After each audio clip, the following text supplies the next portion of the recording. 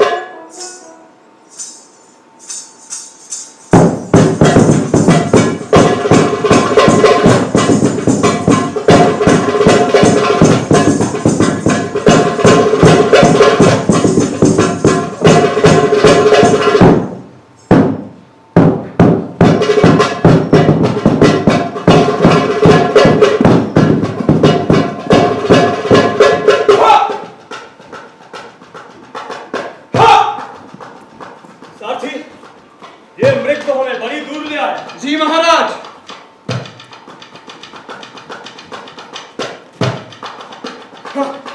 देखो कैसे अपनी सुंदर गर्दन बार बार पीछे मोड़कर हमें देखता है और फिर सर पर भाग पड़ता है।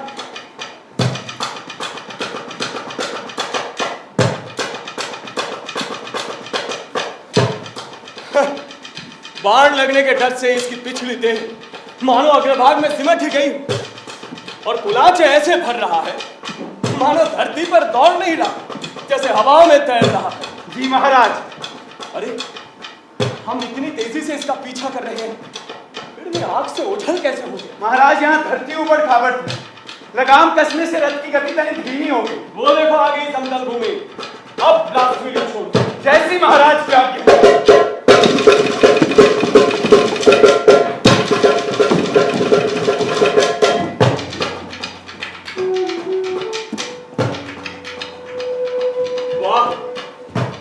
अश्व तो हरिण से भी तेज है। जो पहले छोटे बिंदु सा दिखता था, पल भर में वो बड़ा हो जाता है। दूर दूर खड़े पेड़ पौधे मानो हाथ मिला लेते हैं। आड़ी तिरछी रेखाएं सीधी बन जाती है।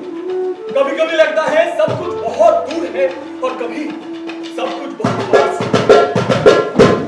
महाराज, हरिण आपकी तीर की पहुंच में है। अब देखो सारथी, मैं कैसे इसका शिकार करता हूं।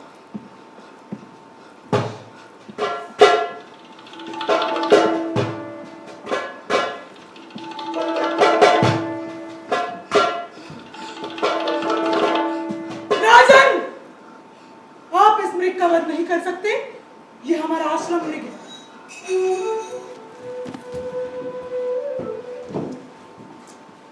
लीजिए, हटा लिया धनुष। आगे मालिनी तट पर महर्षि कण्व का आश्रम है। अगर कोई और व्यस्तता ना हो तो वहां चलकर अतिथि सत्कार स्वीकार करें। हम यज्ञ के लिए संविदा लाने जाते हैं। सुनिए, क्या ऋषि कर्ण आश्रम में विद्यमान है? नहीं, अपनी पुत्री शकुंतला को अतिथि सत्कार की आज्ञा देकर वे स्वयं उसी की ग्रह दशा की शांति हेतु सोमतीर्थ गए हैं। अब आगे चलिए, हम आते हैं। साथी। जी महाराज। रथ आश्रम की ओर ले चलो। जैसी महाराज की आज्ञा।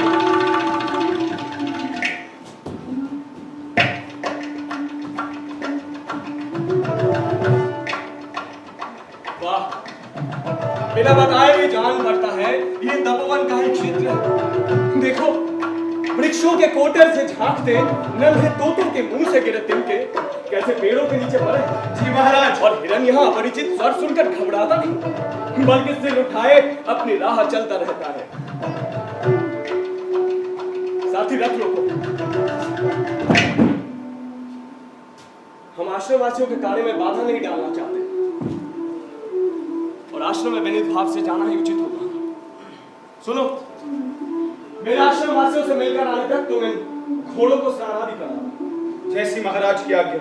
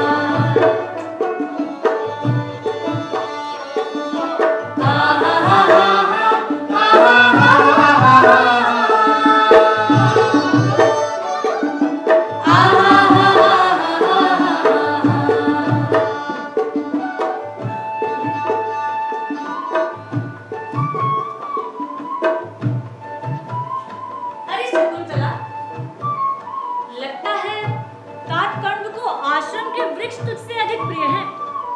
तभी तो चमेली के नए फूलों से कोमल होते हुए भी तुझे इन वृक्षों को सींचने में लगा रखा है। ये केवल तात का आदेश पर नहीं है प्रियंवदा।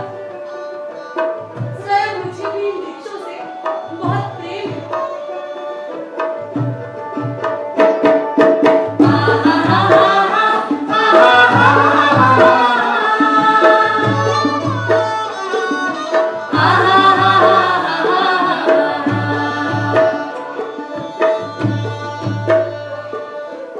सखी शकुंतला, गर्मी में फूल देने वाले वृक्षों को तो हम सींच चुके। चल, अब उन वृक्षों को भी सींच ले जिन पर फूल आने का समय बीत चुका है।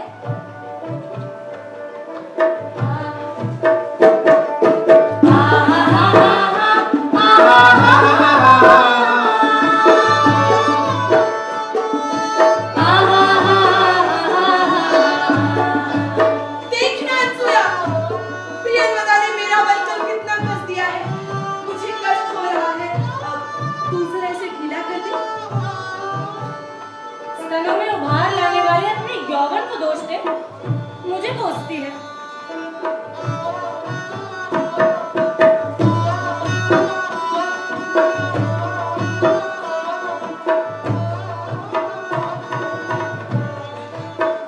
इसके सुंदर शरीर से मेल ना खाने वाला यह वल्कल भी इसके रूप को रूखा नहीं बना रहा। वैसे ही जैसे सेवार से घिरे होने पर भी कमल सुंदर ही होता है। अनसुया, प्रियंवदा, हवा में उंगलियां हिलाता ये आम का वृक्ष मानो मुझसे विनती सा कर रहा हो। चलकर इसी का सत्कार करूं। शकुंतला, कुछ देर यूं ही बैठी रह। क्यों? तेरे पास बैठने से ऐसा लग रहा है आम के वृक्ष को नई लता का साथ मिल गया। तू ऐसी बातें करती है ना, इसीलिए तो लोग तुझे प्रियंवदा कहते हैं। सच ही कहा है प्रियंवदा ने। अनुसुईया जानती है क्या? हमारी सखी इस वन ज्योत्सना की ओर इतना क्यों देखती है? ना, तू ही बता दे। इसलिए कि जैसे वन ज्योत्सना को आम के वृक्ष के रूप में पति मिला है ना, वैसे ही शकुंतला को भी योग्य वर मिलेगा। ये सब तेरे मन की अभिलाषा होगी। अच्छा,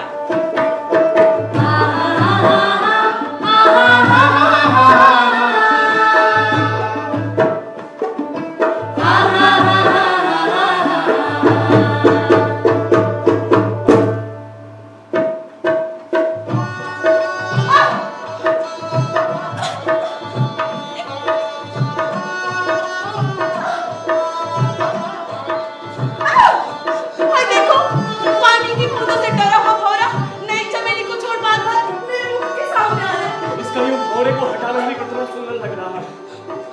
अनसुया, प्रियंवदा, बचाओ ना मुझे इस दुष्ट भौरे से कि तू मेरा पीछा ही नहीं छोड़ रहा। अरे हाँ, कौन होती है तुझे बचाने वाली? पुकारना ही है तो राजा को पुकारो, वही इस तपोवन के रक्षक है। ये दुष्ट तो यहाँ पर भी आ गया। ऐसा करती, मैं ही यहाँ से हट जाती हूँ।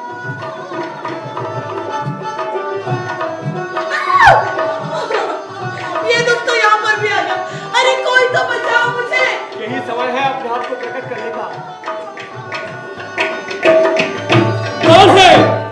कौन है जो भोली भाली तपस्वी कन्याओं को आतंकित कर रहा है? कोई आतंकित नहीं कर रहा आर्य, बस हमारी प्रिय सखी दुष्ट भंवरे से व्याकुल होकर डर गई है। देवी, आपकी तपस्या में वृद्धि तो हो रही है ना? अतिथि विशेष की आगमन से आज तो हो ही रही है। आर्य का स्वागत है। शकुंतला, हाँ, जा तू कुटिया से फल और अर्घ का पात्र ले आ। हाँ, अभी लाई। नहीं नहीं, आप लोगों की मधुर वाणी से ही हमारा आतिथ्य हो चुका है। अच्छा, आप लोग भी पेट सींच सींच के थक गई होंगी। बैठिए ना, बैठिए। आप लोगों की एक सी आयु और एक सी आत्मीयता नैनों को बड़ी मनोहारी लग रही है। अनसुईया, आकृति में बेहद गंभीर और अपनी मधुर वाणी से अधिकार बिखेरता हुआ ये व्यक्ति कौन हो सकता है? कौतूहल तो मुझे भी हो रहा। आर्य, हाँ? आप किस राजर्षि वंश की शोभा है और किस उद्देश्य से तपोवन में आने का कष्ट किया है? मैं राजा, हाँ, मैं राजा दुष्यंत का भेजा गया नया धर्माधिकारी हूँ, इसीलिए तो इस सुंदर तपोवन में ये पवित्र दर्शन उद्देश्य के आया। शकुंतला, हाँ, यदि तात्कर्ण आज यहाँ होते तो क्या होता? तो क्या, अपना सब कुछ देकर भी अतिथि विशेष का सत्कार करो। देवी, क्या मैं एक प्रश्न पूछ सकता हूँ? पूछिए, निसंकोच होकर पूछिए। तपस्वियों से प्रश्न पूछने में मर्यादा का उल्लंघन नहीं होता। क्या आपकी सखी तापस धर्म का पालन केवल कन्यादान होने तक ही करेंगी, या अपने जैसी आंखों वाली हिरनियों के साथ जीवन पर्यंत यही विचरण करती रहेंगी? हमारी सखी धर्माचरण के लिए बाध्य है आर्य। वैसे तात्कर्ण उसे योग्य वर को देने का निश्चय कर चुके हैं। अनसुया, मैं जा रही हूँ। शकुंतला, तू ऐसे नहीं जा सकती। हाँ, क्यों? क्यों? हाँ, क्योंकि तुझ पर मेरे 2 वृक्षों को सींचने का ऋण है। पहले वो उतार दे, फिर चली जाना। बेचारी तो पहले ही पेट सींच के थक चुकी है।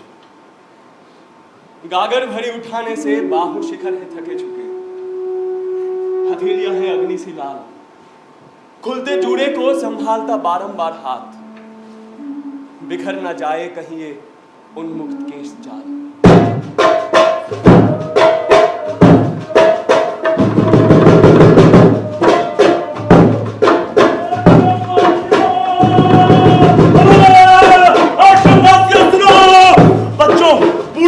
और स्त्रियों को आतंकित करता हुआ एक हाथी आश्रम की ओर बढ़ा रहा है। आश्रम वासियों सुनो! आर्य, आर्य, हाथी के भय से हम भी डर गए हैं। अतः हमें कुटिया में जाने की आज्ञा दे। चल।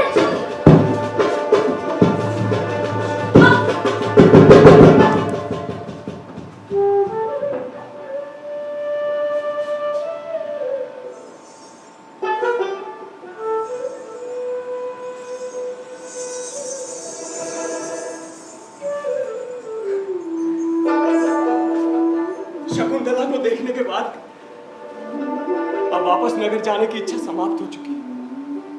हाँ, सेवकों से कहता हूं कि वो तपोवन से थोड़ी दूर ही रुके। शकुंतला को दोबारा देखे बिना यहां से जाना संभव नहीं।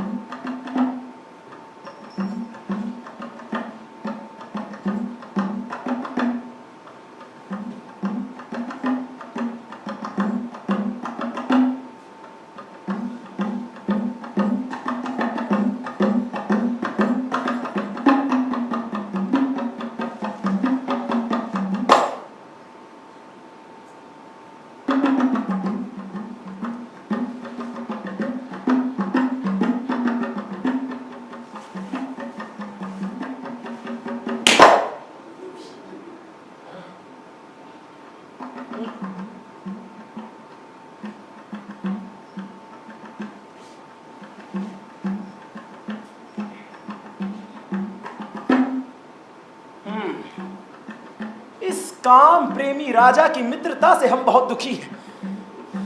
अरे गर्मियों की चिलचिलाती दोपहरी में जंगल में फुगड़ी खेलने के लिए बिठा रखा है। वो आया मृग, ये गया सुअर, ये आया बाघ। तो अरे दूर दूर तक कहीं पेड़ों की छाया नहीं। खुद पीते हैं महाराज श्रृंगार रस और हम पिए ये पहाड़ी नदियों से आता हुआ, जानवरों के मल मूत्र से गंदा किया हुआ, बेस्वाद, कड़वा, कसा सहला गर्म पानी, हाँ, और खाने को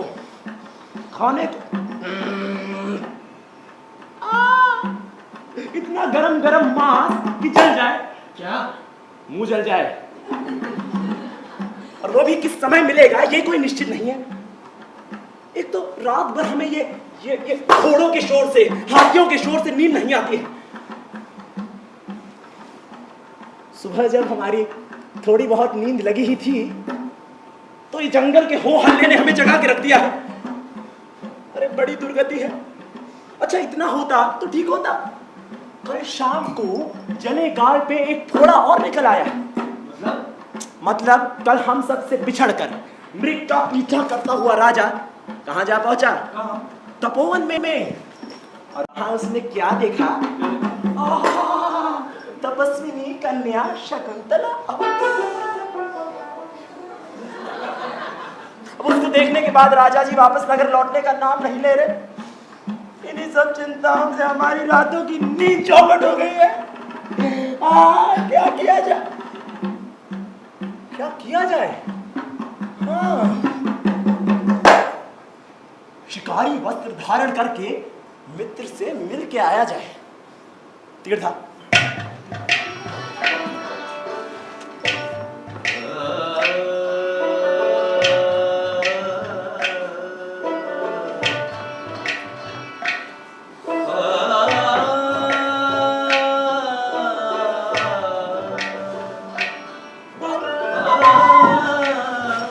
हाथ में धनुष लिए, हृदय में प्रियतमा लिए और गले में वन फूलों की माला लिए मित्र तो यहीं चले आ रहे हैं। एक काम करता हूँ, हाथ पैर टेढ़े करके यहीं पर खड़ा रहता हूँ, शायद इसी से थोड़ा बहुत आराम मिल जाए।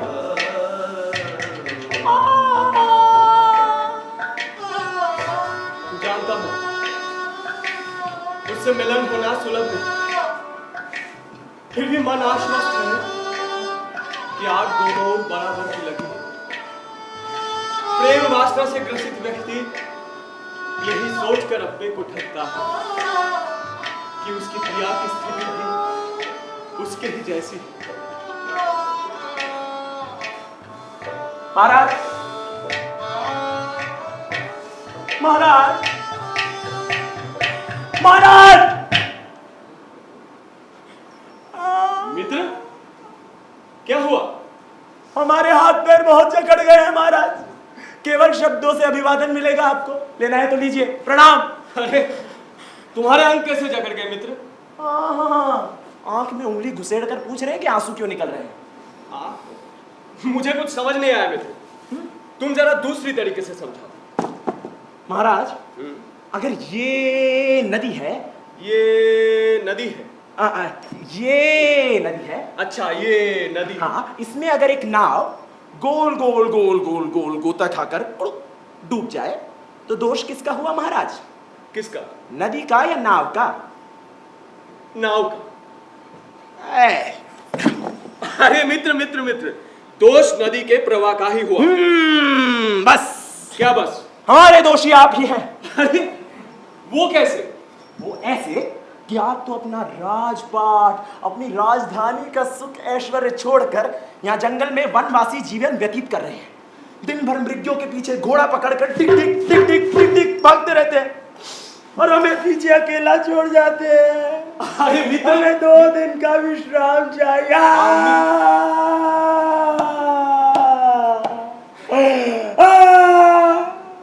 इधर इसका ये कहना है कि उधर शकुंतला की याद बार बार आने से आखिर में तो मन ही नहीं लगता। स्वामी, हाँ? हरिण किधर है और हिंसक जानवर किधर, ये पता लग चुका है। हाँ तो आगे आपका आदेश। नहीं भद्र से, शिकार विरोधी इस मित्र माधव्य ने मेरा उत्साह ठंडा कर दिया है। मित्र माधव्य, तुम अपनी बात पर टिके रहना, तब तक मैं राजा की मन जैसी बात करता हूँ। महाराज, मृग्या के तो कितने गुण हैं। मृग्या का पीछा करने से चर्बी कम होती है, शरीर में फुर्ती आती है, पशुओं के भय, क्रोध इत्यादि का पता हमें लगता है। भागते हरिण के पीछे निशाना लगाने से हमारी शस्त्र संचालन प्रक्रिया का विकास होता है। काम, क्रोध, जुआ, शिकार, देना प्रताड़ना, पीना शराब राजा के लिए व्यसन समान। मिथ्या, झूठ झूठ कहते हैं वो लोग जो मृग्या को व्यसन कहते हैं। अरे मनोरंजन का इससे बड़ा और कोई साधन ही नहीं है। बड़ा आया महाराज का उत्साह बढ़ाने। महाराज महाराज महाराज महाराज सब कुछ जानते हैं। अच्छा, और तू दासी पुत्र एक वन से दूसरे वन में तब तक भटकता रहेगा जब तक कोई हिरण या सियार का लोभी बूढ़ा भालू तुझे अपना शिकार ना बनाने वाला। सेनापति, सेनापति, हम अभी आश्रम के निकट ही हैं। जी महाराज। इसीलिए दूर गए सारे धनुर्धारियों को वापस बुला लो महाराज, और सैनिकों से कहो कि तपोवन से वो थोड़ी दूरी रखे। वहां पे घेरा डालने की कोई आवश्यकता नहीं। जैसी महाराज की आगे। चलिए।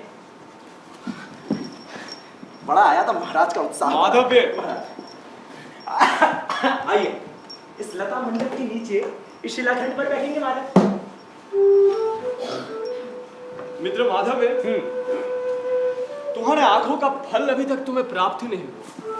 फल महाराज? अरे ये फल नहीं, इस सृष्टि की सबसे अनुपम रचना को तुमने देखा है।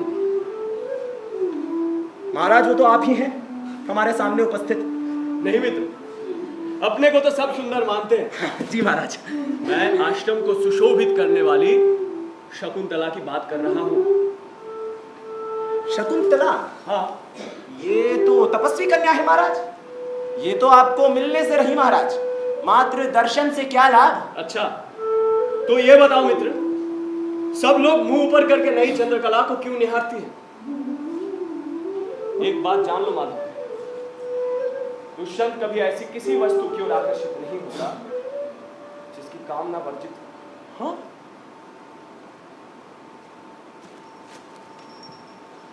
ये बात हमारे गले नहीं उतरी महाराज। क्यों? क्योंकि जिस तरह खजूर खाने के बाद इमली खाने का मन करता है, उसी तरह रनिवास की रानियों का उपभोग कर लेने के बाद आपका मन उस तपस्वी कन्या पर आ गया है। मित्र, मित्र तुमने उसे अभी तक देखा नहीं, इसलिए तुम ऐसी बात कह रहे हो। सुंदर वो अवश्य होगी महाराज, तभी तो आपको चमत्कृत किया है उसने। वो तो है मित्र, सुंदर मधुरसीला, हाँ। जिसे किसी ने चखा ना। अच्छा। प्रेम कविता जिसे किसी ने पढ़ा ना। है किसने उसे बनाया, ऐसा रूप सजाया। तो ये है शकुंतला। ये है शकुंतला। फिर तो आप जल्दी करिए महाराज, कहीं वो किसी हिंगोट के तेल लगे ब्राह्मण के हत्या ना चढ़ा दी जाए। अरे नहीं नहीं नहीं मित्र, एक तो वो आश्रिता है और दूसरे उसके अभिभावक क्या नहीं है। तो आपके प्रति उसका प्रेम कैसा है महाराज? तपस्वी कन्याएं स्वभाव से बड़ी अबोध और विनम्र होती हुई विनम्र, फिर भी उछल के आपकी गोद में आ जाएगी क्या? फिर भी वो जाते जाते कई कई बहाने से अपने अनुराग का कुछ कुछ परिचय मुझे देगी। तुम्हारा दाना डाल गई वो आपको।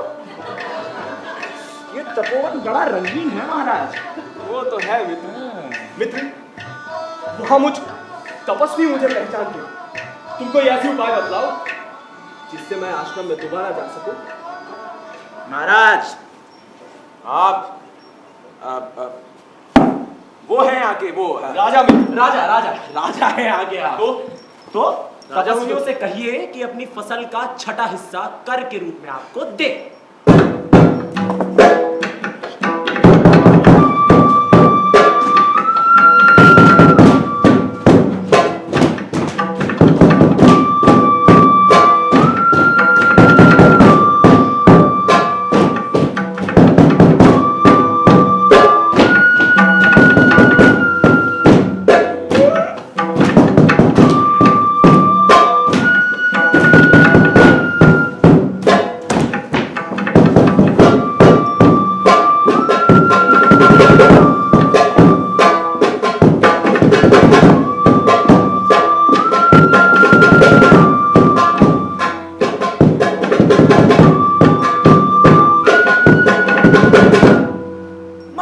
की जय हो।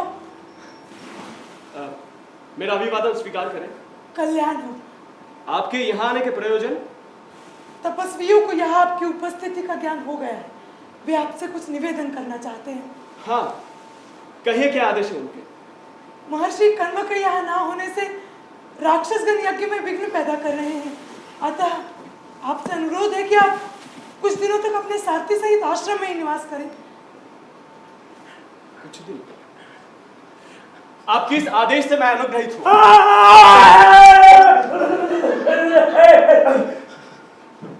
अनुग्रहित क्यों नहीं होंगे आप? बैठे बैठे इनका मनोरथ जो सिद्ध हुआ है। महाराज, राक्षस महाराज, आप चलिए, हम पीछे पीछे आते हैं। आज्ञा महाराज। मित्र मित्र, शकुंतला को देखने की उत्सुकता है? महाराज, मित्र, अरे महाराज राक्षस,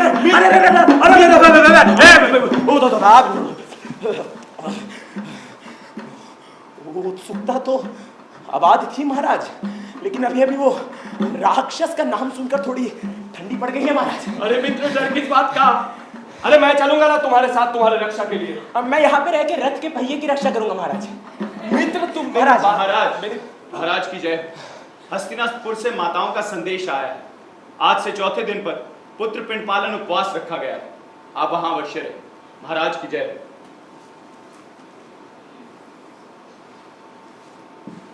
इधर तपस्वियों का आग्रह और उधर माताओं के आदेश, दोनों में से तो एक भी उल्लंघन योग्य नहीं। अब क्या किया जाए मित्र? त्रिशंकु बनकर बीच में लटक जाए महाराज।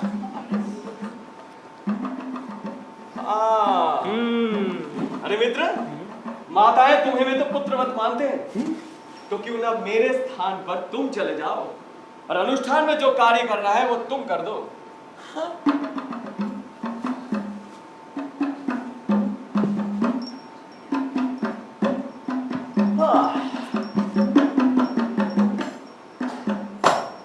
ठीक है। ये मत समझना कि मैं ये राक्षसों से डर गया। अरे बाप रे, आप ठहरे इतने बड़े ब्राह्मण, तो हम कैसे ऐसे सोच सकते हैं? ठीक है, राजा के अनुज भ्राता की भांति मैं नगर प्रवेश करूंगा। अवश्य मित्र। और सुनो, यहाँ के कार्य में कोई बाधा ना पड़े, इसलिए सारे दलबल को अपने साथ लेके जाओ। अब समझ में आया कि महाराज अकेले क्यों रहना चाहते हैं इस जंगल में। ये ब्राह्मण तो अत्यंत चंचल है, अगर कहीं इसने हमारी प्राण की बात अंतपुर में कह दी तो? मित्र माधव, महाराज, हम बस यहाँ ऋषियों की गौरव के रक्षा के लिए रुके हुए हैं। अच्छा। अरे उस तपस्वी से मेरा कोई लगाव नहीं। नहीं महाराज। अरे कहाँ वो और कहाँ हम? कहाँ आप महाराज? अरे जिस पर ना पड़ी कामदेव की छाया भी, और जो पली बड़ी है वो तपोवन में हिरण शावक। अरे उसे लेकर कहा जो मैंने बस एक ठिठोली थी। महाराज, इसे सच मत मान लेना तुम। अरे यही बात है मित्र, बस रक्षा के लिए। तो ये बात है, ये बात है, ये बात है, ये बात है, अरे ये बात है, अरे ये बात है, ये बात है, अरे ये बात है।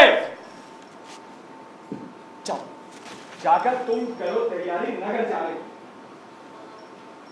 और हम चलते हैं तपोवन की रक्षा करने। तपोवन की रक्षा करने। बजाओ।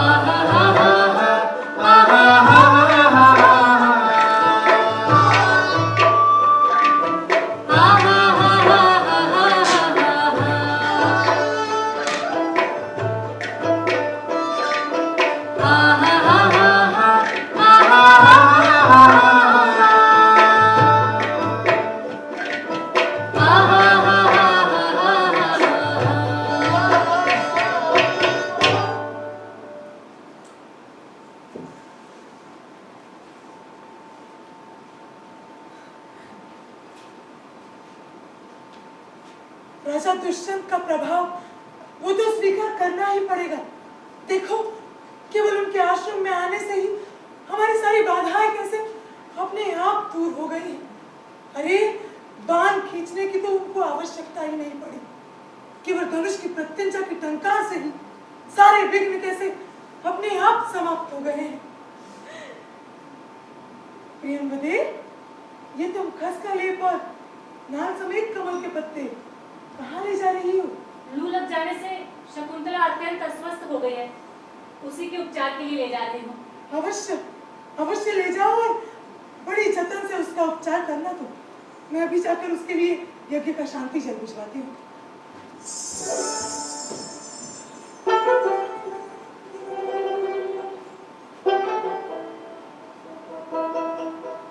चटकती धूप की इस वेला में शकुंतला अक्सर अपने सखियों के साथ मालिनी तट के लता कुंजा में रहती है, तो क्यों ना उसी ओर चला जाए।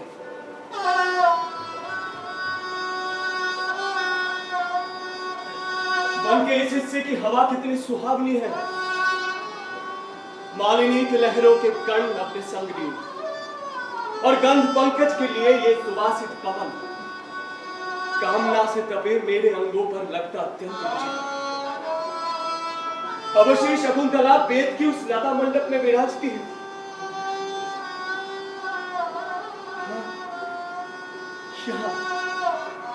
यहाँ इस पीली सी रेत पर उसके पैरों के नए नए निशान हैं, जो आगे से कम गहरे और जंघाओं के भार से पीछे अधिक गहरे।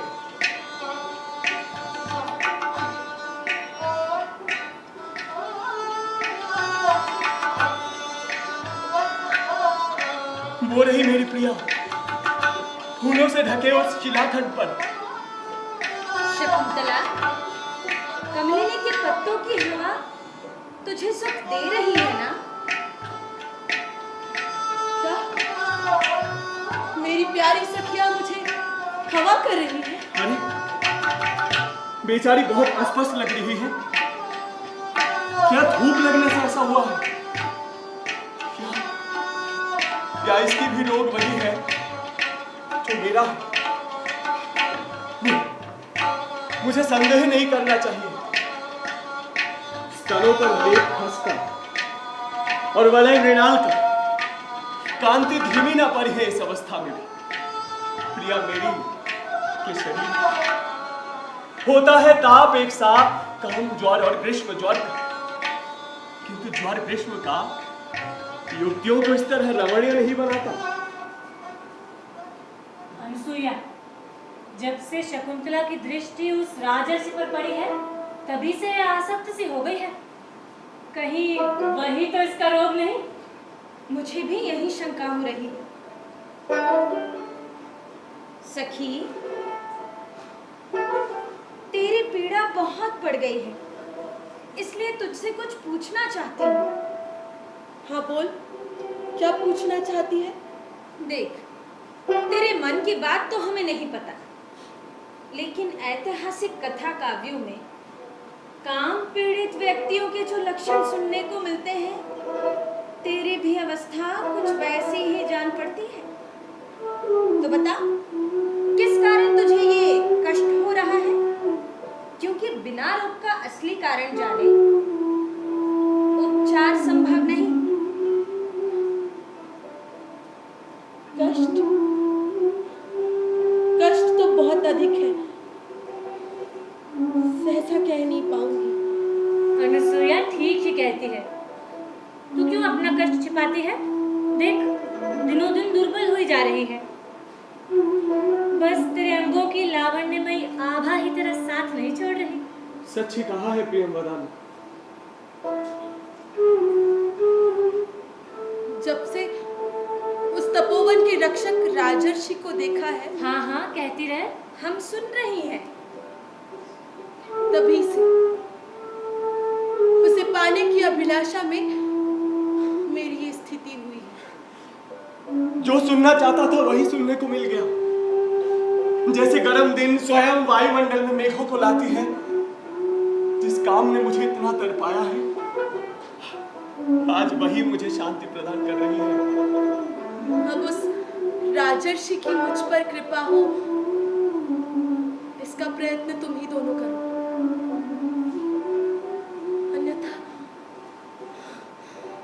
अन्यथा मुझे बस याद कर लिया करना।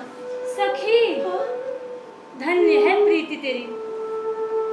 और क्यों न हो, महानदी समुद्र को छोड़कर और कहाँ जा सकती है। नए पत्तों वाली माधवी का सहारा आम के सिवाय और कौन हो सकता है। क्या विशाखा नक्षत्र कभी चंद्रकला के बिना रह सकती है? मेरे विचार से इससे एक प्रेम पत्र लिखवाना चाहिए। मैं उसे फूलों में ढक के देवता के प्रसाद के बहाने राजा को दे आऊंगी। प्रियंवदा, मुझे तुम्हारा उपाय अच्छा लगा। शकुंतला, तू क्या कहती है? भला तुम दोनों की दी हुई सलाह का मैं कैसे विरोध करूं? तो अपनी स्थिति बताने वाली कोई सुंदर सी पदावली सोच लो। हाँ, गीत तो मैंने सोच लिया है। अच्छा, लेकिन लिखने के लिए यहाँ सामग्री तो है ही नहीं।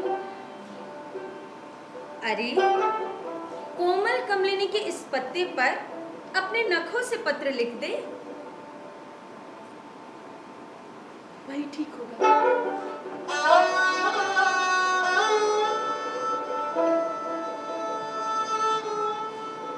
मैं अपनी बात बताऊं।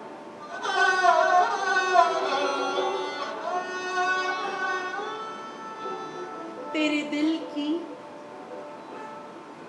था न पाऊं। तू ना समझे मुझको, प्रीत ना जाने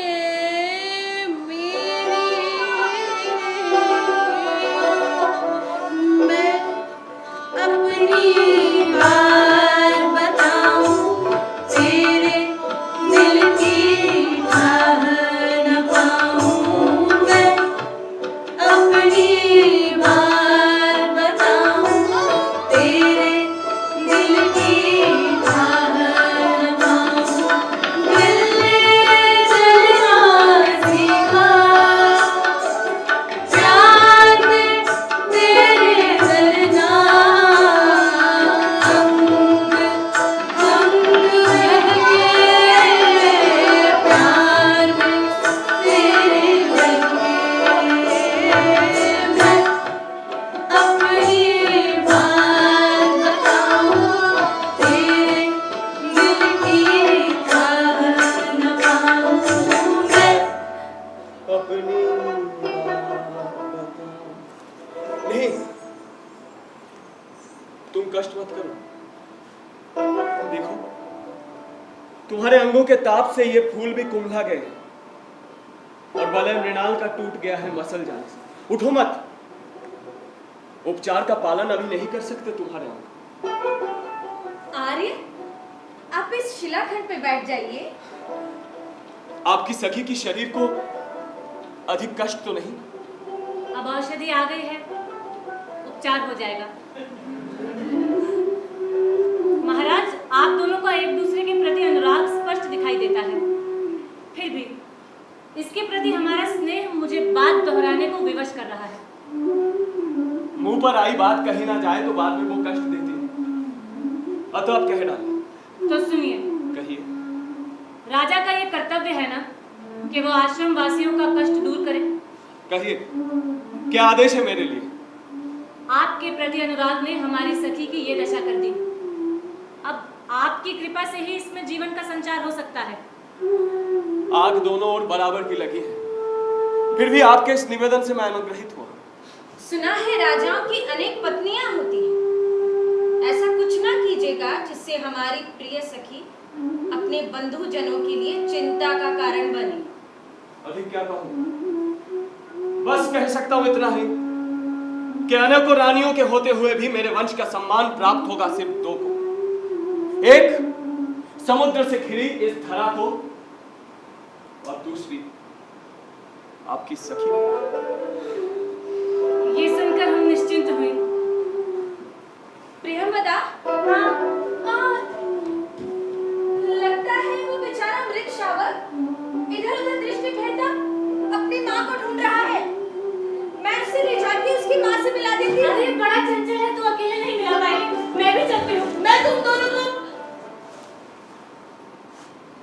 से जाने नहीं दूंगी।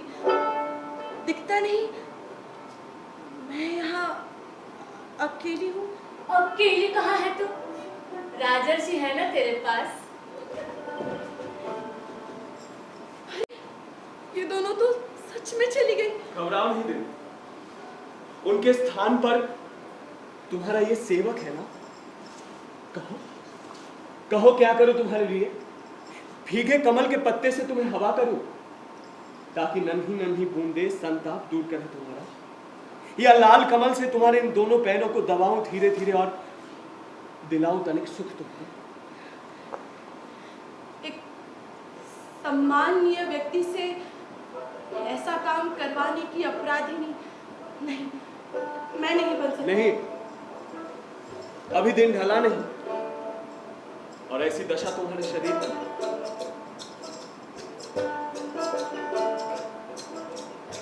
जब हम थे इतने करीब, उसने देखा मुझको ऐसे जैसे देखा न हो।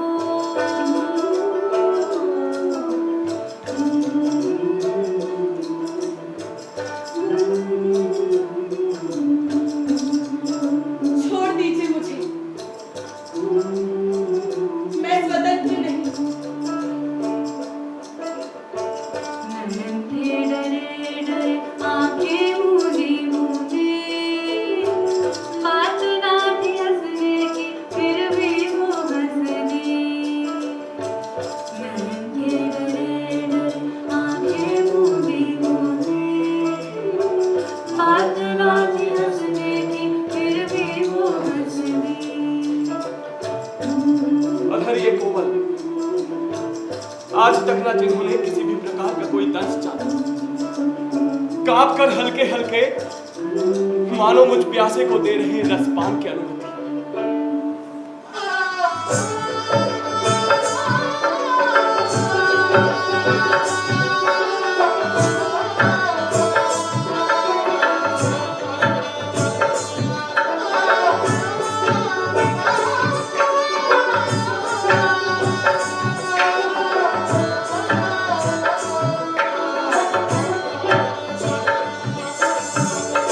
शर्मो हया का पर्दा ओढ़े, मान के पूरे घेरे में थी अनकही कितनी ख्वाहिशें, कह के भी रो रही अनकही।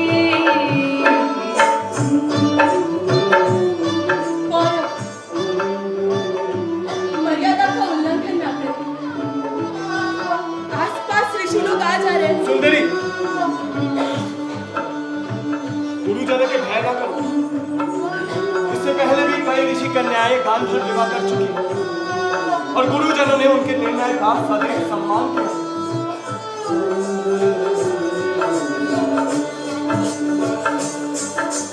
हल्की हल्की सांसें ठंडी ठंडी मेरी यादें, लब कोस के अभी चूम लूं, लम्हा ही थम जाए, लम्हा ही थम जाए।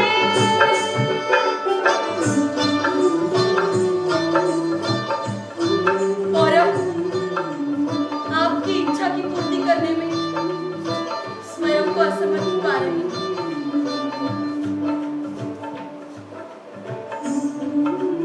केवल बातचीत के परिचय वाली समझकर मुझे भूल मत जाना।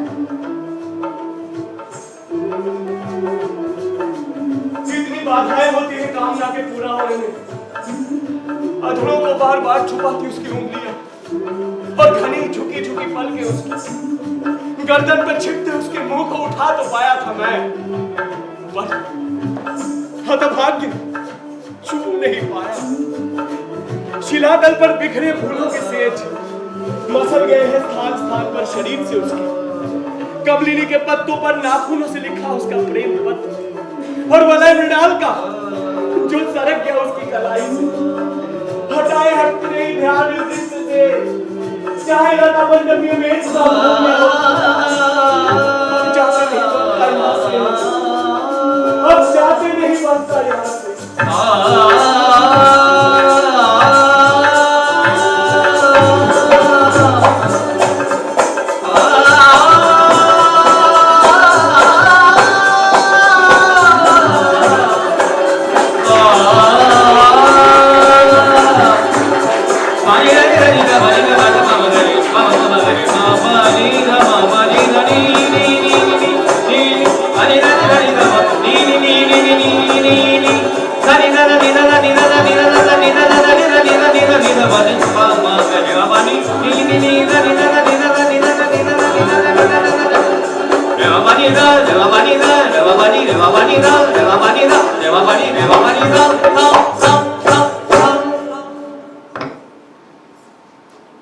प्रियंवदा, शकुंतला ने गांधर्व विवाह करके अपने अनुरूप पति पा तो लिया, फिर भी मुझे एक चिंता सता रही है। क्या? यज्ञ पूर्ण हो जाने से ऋषियों ने आज राजा को लौट जाने दिया है। कहीं अपने अंतःपुर पहुंचकर वो यहाँ की घटना को ना भुला दे। विश्वास रख, ऐसी आकृति वाले अपने गुणों के अनुरूप ही काम करते हैं। हाँ, तीर्थ यात्रा से लौटकर जब तात कर्ण को यह बात पता चलेगी तब उनकी प्रतिक्रिया क्या होगी, यह अवश्य सोचने का विषय है। वे अपनी स्वीकृति दे देंगे। ये तू कैसे कहती है? क्योंकि बड़ों का पहला प्रयास यही होता है कि कन्या किसी अनुरूप वर को सौंपी जाए। यदि यही कार्य भाग्य से संपन्न हो जाए तो वे स्वयं को कृतार्थ मानेंगे। तू ठीक कहती है। इतने फूल पर्याप्त होंगे? शकुंतला को भी तो उसके सौभाग्य देवता की आराधना करनी होगी। थोड़े और चुन लेते हैं।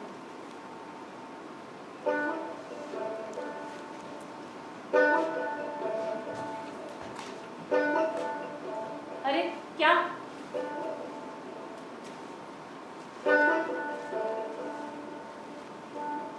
वो चला गया।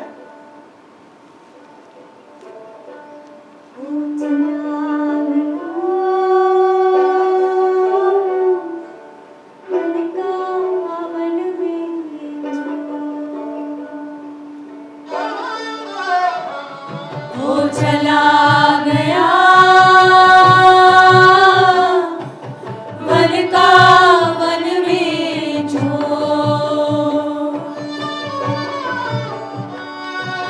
छूट गई ये नदी कमल की, नदी कमल की, छूट गया वो पत्र कमल का, छूट गई ये नदी कमल की, छूट गया वो पत्र कमल का। वो चित्र लिखित वो पत्थर जैसे, वो जैसी ऐसे जैसे होकर ना हो,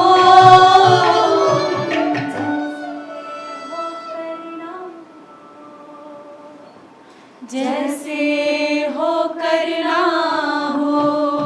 आहा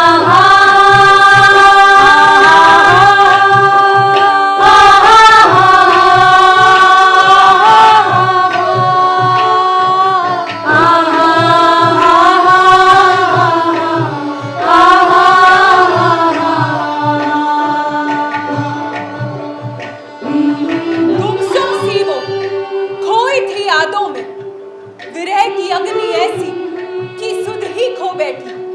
वो जो हवाओं के चलने से पहले उसकी दिशा भाप लेती थी ऐसी खोई कि ज्ञात ही ना रहा। सामने ऋषि खड़े, आगे बढ़कर उनका सत्कार करें। आचार की अग्नि ने आचार व्यवहार सब हर लिया था। सामने खड़े थे दुर्वासा, ये मैं यहाँ खड़ा पुकारे। दुर्वासा ध्वनि जंगल में गूंजी। जंगल थर-थर थर्राया, पर वो हिली नहीं। वो चित्र लिखित, वो पत्थर जैसे, वो धरती ऐसे, जैसे होकर ना हो,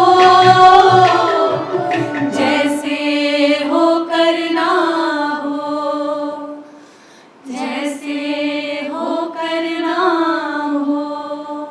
अरे ये प्रसंग तो है ही नहीं महाभारत में। नहीं है तो क्या नहीं हो सकता? नहीं हो तो सकता है ही, परंतु अंततः हुई तो कल्पना। कल्पना या सोची समझी योजना। मतलब कालिदास थे राजकवि। हाँ तो राजा के चरित्र की रक्षा तो करनी थी। बिल्कुल। अब यदि राजा अकारण ही अपनी वाणी से मुकर जाए तो चरित्र हनन होगा ना। अच्छा, आप समझे इस कालिदास को। अरे समझते रहना बाद में, पहले वहाँ चलो, कथा आगे बढ़ चुकी है। शकुंतला को सजाया जा रहा है। तो फिर हम यहाँ क्या कर रहे हैं?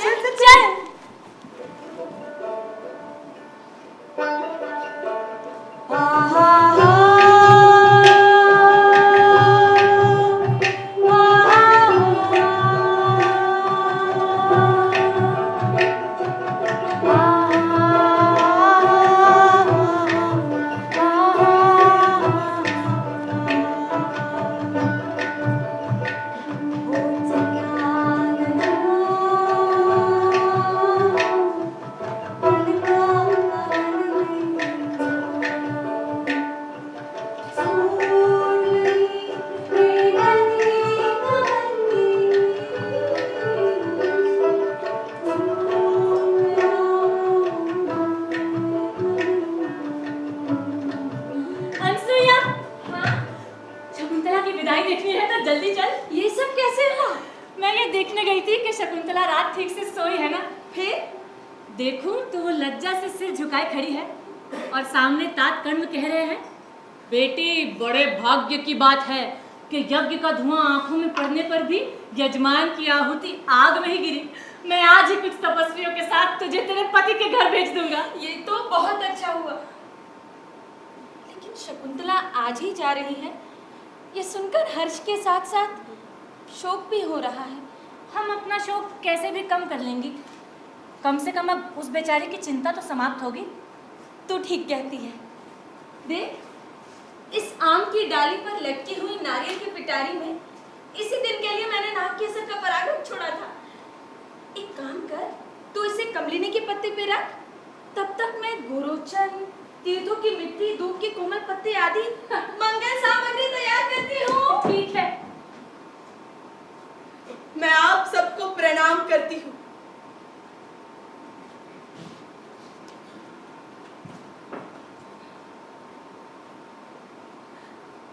जा बेटी, जा,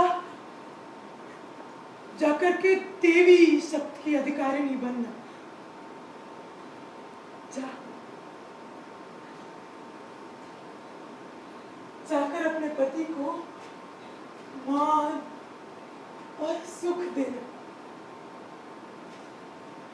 तेरी कोख से वीर पुत्र जन्म ले। जा।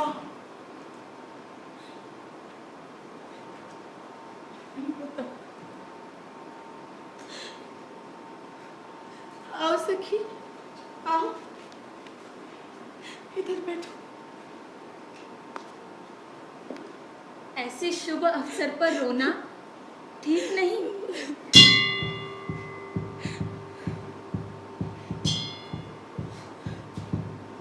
आज मेरे पुत्री चले जाएगी, यह विचार ही मुझे व्याकुल हो रहा है। पुत्री, नेत्रों में आनंद रूपी अश्रु लिए तुम्हारे पिता तुल्य गुरु इधर ही आ रहे हैं। उठो, उठकर उनका आशीर्वाद लो। बेटे, इधर आओ। यहाँ अभी अभी हवन हुआ है, इस अग्नि की प्रदक्षिणा कर लो।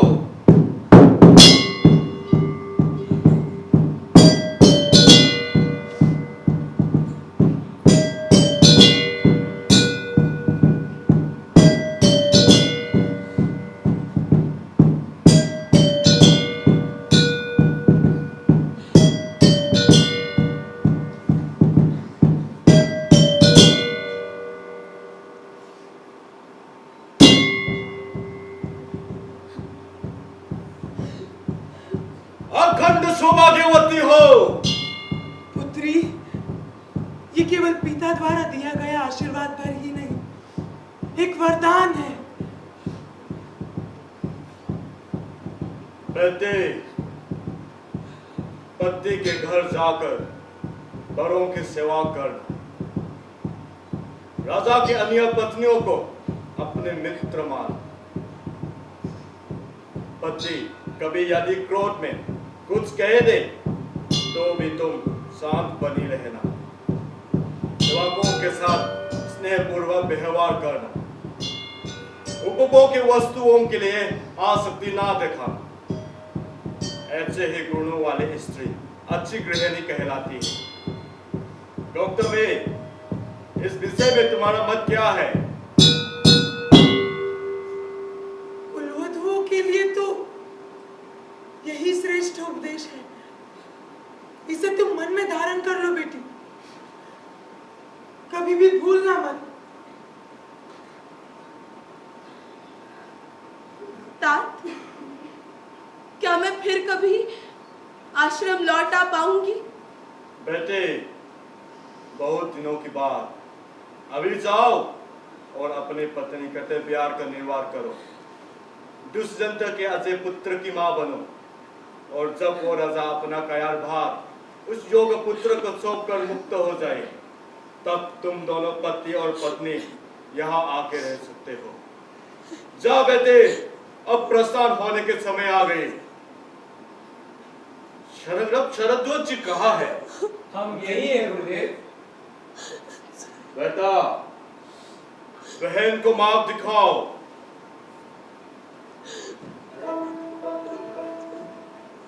बहन, इधर से आ।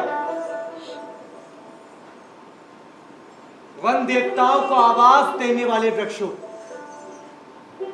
जिसने तुम्हें सींचे बिना कभी पानी भी नहीं पिया, श्रृंगार में रुचि होती हुई भी प्रेमवश तुम्हारा पत्ता नहीं तोड़ा, पुष्पों के खिलने पर सबसे पहले उत्सव मनाने वाली शकुंतला आज पथिक रह जाती है।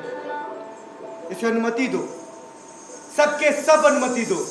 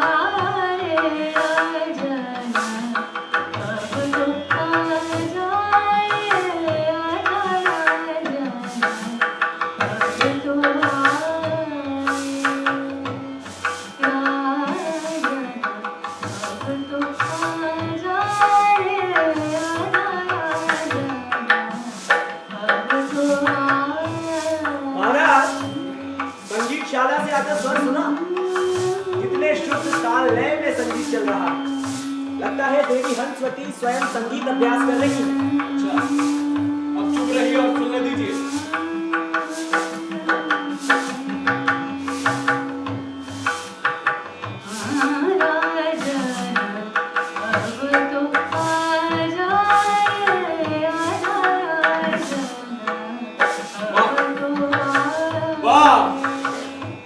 प्रेम की कैसी प्रवाह है गीत में। गीत का भाव भी कुछ समझ में आया आपको? भाव ये है मित्र कि गाना गाने वाली को हमसे बस एक ही बार प्रेम मिला। रानी ने हमें सीधे सीधे कुछ कहा भी नहीं, उलाहना दी। जाओ मित्र, जाकर रानी हंसवती से कहो कि उनकी उलाहना हमें मिल गया। महाराज की जय हो। महाराज, हिमालय की तराई से वनवासी तपस्वी कुछ स्त्रियों सहित महर्षि कर्ण का संदेश लेकर आए। उनके लिए क्या आदेश है? ऋषि कर्ण का संदेश लाने वालों में स्त्रियां भी हैं। जी महाराज। जाओ, जाकर उपाध्याय सोमरथ से कहो कि विधि पूर्वक उनका सत्कार करें और फिर उन्हें लेकर आए। हम तब तक इनके शाला में उनकी प्रतीक्षा करेंगे। जैसी महाराज की आज्ञा। मित्र माधव ने हमें यह दिखाने को मार्ग दिखाया। कहाँ से आए महाराज?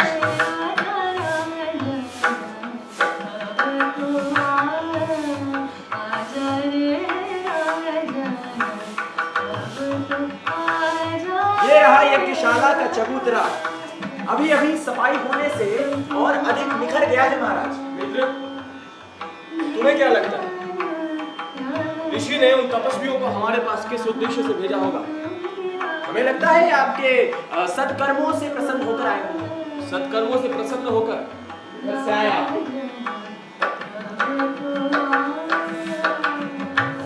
आइए। बंधु शार्वत, यहाँ आकर ऐसा लग रहा है मानो किसी आग से घिरे हुए भवन में आ गए हो। नगर में आकर तुम्हारा यूं अनुभव करना स्वाभाविक नहीं। सुख की प्रति इनकी लालसा को देखकर ऐसा लग रहा है मानो कोई जल से नहाया व्यक्ति, तेल से टुकड़े शरीर को, कोई जागृत व्यक्ति सोए हुए इंसान को, और कोई सुदंद्र प्राणी अदृश्य बंधनों से बंधे मनुष्य को देख रहा हो। मेरी गाय आप क्यों खरीद रही है? अमंगल शांत हो बेटी, तुझे हर तरह का सुख प्राप्त हो। महाराज, ऋषि लोग काफी प्रसन्न दिख रहे हैं। हाँ, परंतु ये युवती कौन है जिसका मुंह आंचल से ढका हुआ है फिर भी लावण्य छिप नहीं रहा? इन तपस्वियों के बीच ऐसा लग रहा है मानो पुराने पत्तों के बीच एक नया कोपल हो गया। उत्सुकता तो मुझे भी बहुत बड़ी है महाराज। मेरी बुद्धि काम नहीं कर रही, पर इतना जरूर कहूंगा कि इस स्त्री का लावण्य दर्शन योग्य है। हाँ मित्र, पराई स्त्री की ओर देखना उचित नहीं है मित्र। अच्छा, हृदय, इतना क्यों कांप रहे हो? आर्य पुत्र के प्रेम को स्मरण करके धीरज रखो। महाराज, इन अतिथियों का वैदिक विधि से सत्कार हो चुका है। ये महर्षि कर्ण का कोई संदेश लेकर आए हैं, सुनने की कृपा करें। हम सुन रहे हैं। महाराज आपकी जय हो। मेरा अभिवादन स्वीकार करें। तपस्या में कोई बाधा तो नहीं? सदाचार के रक्षक जब आवे तब धर्म कार्य में बाधा कैसे पड़ सकती है? ऋषि कर्ण सकुशल तो है। महाराज, सत्य व्यक्तियों की कुशलता उनके अधीन होती है। उन्होंने आपकी कुशलता का समाचार पूछा है और ये संदेश भी दिया है। बताइए क्या आदेश है? पारस्परिक प्रतिज्ञा के अनुसार आपने हमारी बेटी से जो विवाह किया था उसकी हम स्नेह पूर्वक अनुमति देते हैं। अब ये एक जीव को जन्म देने जा रही है, अतः धर्माचरण के लिए अभी अपने साथ ही रखें। सज्जन शिरोमणि, मैं भी आपसे कुछ कहना चाहती हूँ, परंतु शायद ये मेरे बोलने का अवसर हो। कहिए आप जो कहना चाहती हैं। न इसने अपने गुरुजनों से अनुमति ली और न ही आपने अपने भाई बंधुओं से कुछ पूछा। आप दोनों के मध्य हुई इस बात को लेकर आपसे कोई कहे भी तो क्या करे? ये कौन सी कहानी शुरू कर दी आप लोगों ने? ऐसे अपमानजनक और दोषारोपण करने वाले शब्द। ये क्या कह रहे हैं आप? लोकाचार का ज्ञान तो आपको भी होगा। विवाहित स्त्री अधिक दिनों तक पिता के घर में रहे तो वो चाहे कितनी भी चरित्रवान क्यों ना हो, लोग उसे लेके अनर्गल बातें करते हैं। इसलिए चाहे वो पति को प्रिय हो या ना हो, उसके घर वाले चाहते हैं कि वो पति के घर में ही रहे। ओ, तो आपका मतलब मैंने इस तपस्विनी से विवाह किया है? हृदय, मेरे मन की आशंका सत्य हो रही है। अपने किसी कृत्य से अरुचि होने पर उसे नकारना राजा का धर्म नहीं। आप किस आधार पे मुझ पर यह कपोल कल्पना कर रहे हैं? मैं देख रहा हूं जिनको ऐश्वर्य का घमंड होता जाता है, उनका मन विकारों से भ्रष्ट हो जाता है। आप मुझ पर बहुत बड़ा आक्षेप लगा रहे हैं। पुत्री, तुम्हें थोड़ी देर के लिए अपनी लज्जा त्यागनी होगी बेटी। मैं तुम्हारा ये घूंघट हटा रही हूँ ताकि तुम्हारे स्वामी तुम्हें पहचान सके।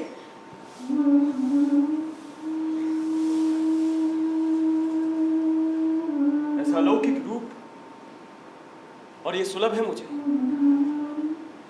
इससे मेरा विवाह हुआ था या नहीं इस संदेह में पड़कर ना तो इसे अपनाते बनता है और ना ही छोड़ते। जैसे प्रातः काल ओस से भरे कमल के फूल को ना तो भौरा छोड़ पाता है और ना ही रसपान कर पाता है। देख रहे हैं आप लोग महाराज अपने कर्तव्य के प्रति कितने सजग हैं। नहीं तो सामने आए ऐसे रूप लावण्य को देखकर कौन सोच विचार करता है। क्यों राजा, ऐसे चुप क्यों हो गए? तपस्वियों, मुझे बहुत सोचने पर भी याद नहीं आ रहा है कि इस तपस्विनी से मैंने कब विवाह किया था। और अब इसके गढ़ के लक्षण को देखते हुए अगर मैं इसे अपनाऊं तो मैं क्षत्रिय धर्म से विमुख हो जाऊंगा। मेरे मन की आशा लता पूरी तरह से टूट गई। जिस तरह धन का स्वामी चोरी किए गए धन को वापस पा जाने पर उसे चोर को ही सौंप देता है, उसी तरह महर्षि ने तुम्हारे दुष्कर्मों से दूषित अपनी बेटी तुम्हें सौंप देना।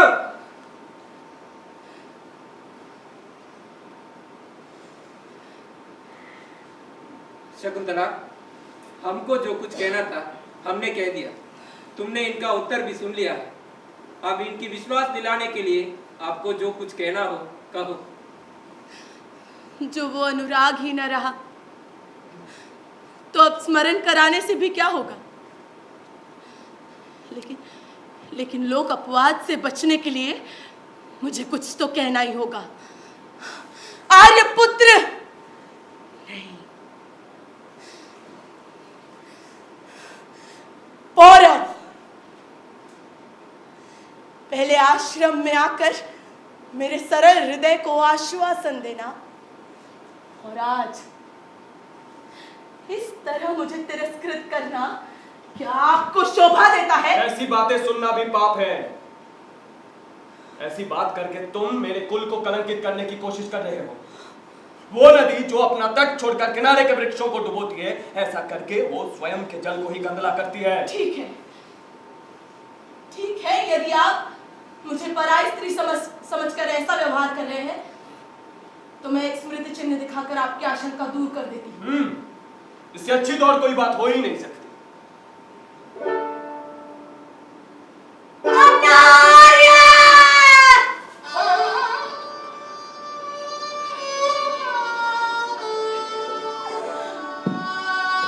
मेरी अंगूठी कहाँ गई?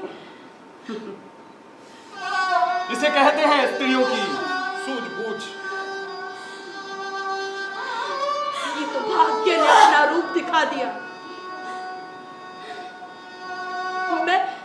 मैं आपको और एक याद दिलाना चाहूंगी। हाँ, अब तो आपकी हर बात हमें सुननी पड़ेगी।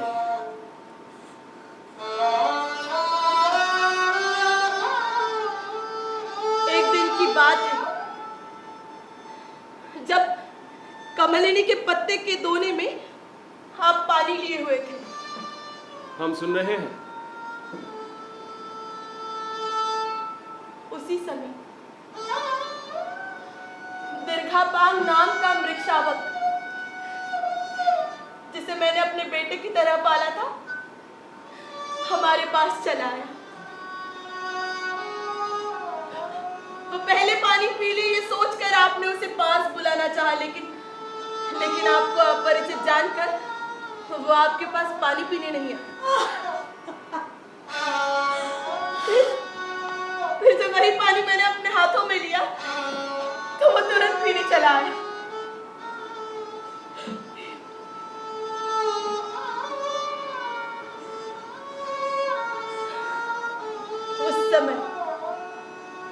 उस समय आपने हंसकर कहा था, सब लोग अपनों पर ही विश्वास करते हैं। तुम दोनों ही वनवासी हो, है ना? अपना मतलब सिद्ध करने वालियों की ऐसी छोटी मीठी बातों से सिर्फ कामी जनों के मन डोलते हैं। बस ऐसे वचन मत कहो राजा।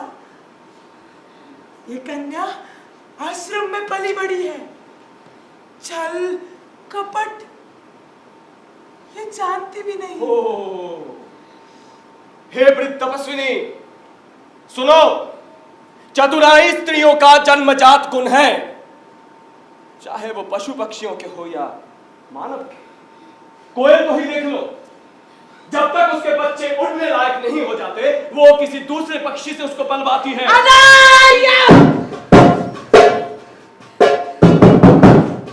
तुम सबको अपने ही जैसा समझते हो। धर्म का चोला पहने तुम घास फूस से ढके कुएं की तरह हो।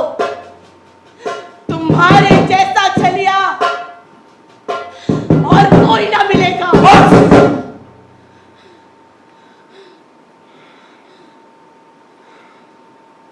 दुष्यंत का चरित्र जग प्रसिद्ध है,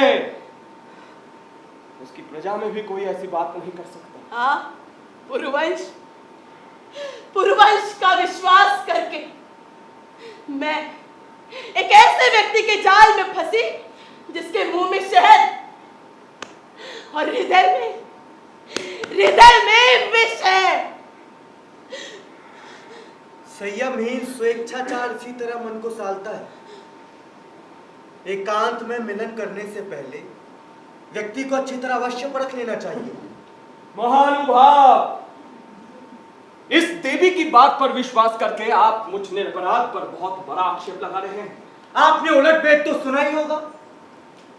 जिसने छल का नाम भी नहीं जाना उसे झूठा मानो, और जिसने छलना विद्या की भांति सीखा हो उसे सच्चा मानो।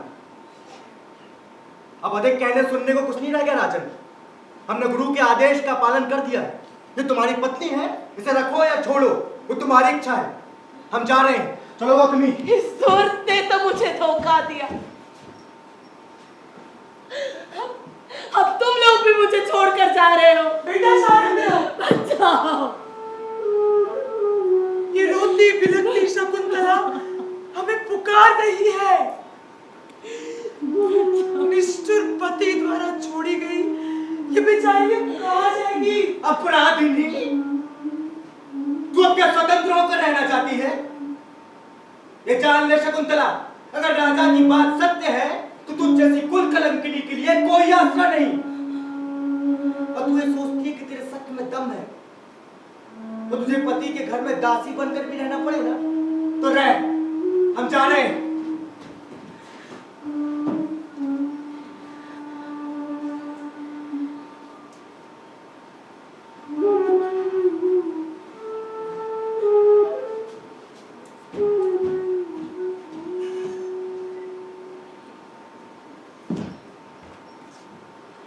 महाराज, ऐसा किया जाए कि प्रसव होने तक ये स्त्री मेरे घर में रहे। क्यों? क्योंकि यदि ऋषि कणु का नाती चक्रवर्ती लक्षणों से संपन्न हुआ तो आप इसे अपने महल में स्थान दीजिएगा, वरना जो इसके भाग्य में लिखा है वो होना तो निश्चित है ही। ठीक है।